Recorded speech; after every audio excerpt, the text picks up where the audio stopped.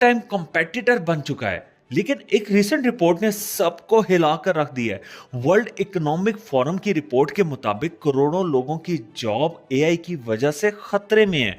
सवाल ये उठता है, क्या एआई इंसानों की मदद करेगा या उन्हें रिप्लेस?